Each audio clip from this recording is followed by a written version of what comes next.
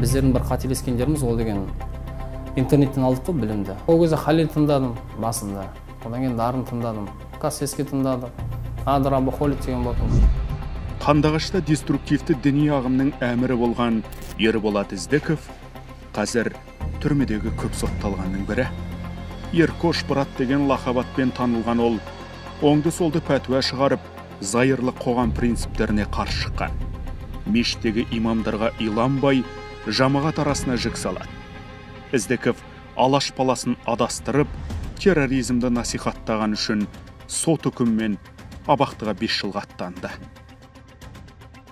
Менің бұлай діни сауатым жоқ. Мысалы, мен араб тілін білмеймін, мен бір ғалымдардың білім алған жоқпын, медресе, үлкен университеттер бітірген жоқпын. Неге сол кезде мен мысалы ескерткен кезде, тоқтаған кезде мен тоқтамадым деп.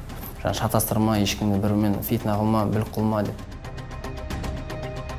Ерболаттың әкесі ертеректе сырқаттанып, бақилық болыпты.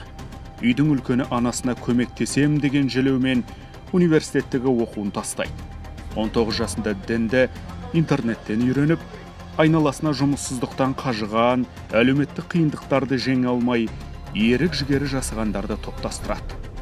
Өзін әмір етіп тағайындап, экстремистік идеяның дәнегін себе бастайды.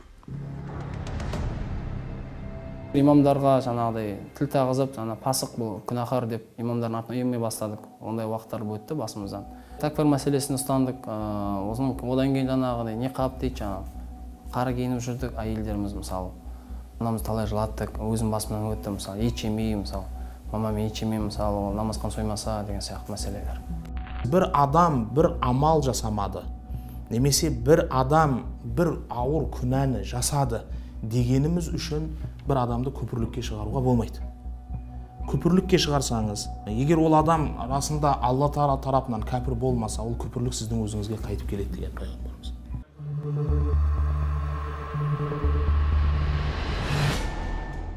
Кезінде өзін мақтап, өзгені даттап, намаз оқымағандарды тозақтық деп қоғамға кекпен қараған Іздіков қазір көппен бірге қапастың бұламығын талғажау етуде.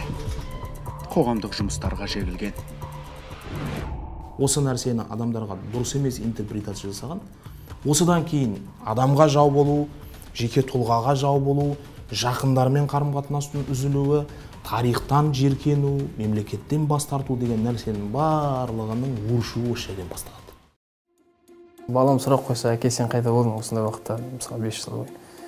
Мысалы, Алла сақтасын, қазір естіп жатырмын, мысалы, аурудан қанша адамдар денеден өтіп жатыр. Қой дегенде қоймаған, қор болғанда қояды дейді, саласы бар шамалы бір біздің Алланың берген сынағымен еш жинап жатырық та осы мәселеде. Қазір өкінесің, әлбетте осы бір қателіктер болған. Бес ауданда, Ақтөбе қаласында күрделі жұмыстар жүргізді.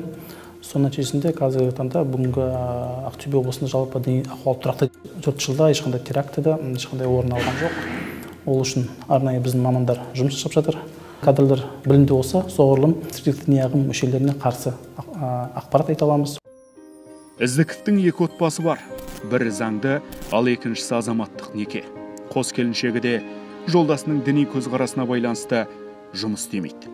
Сондықтан 2 әйел мен 6 немерені жеткізу 60-ты алқымдаған анасының мойнында.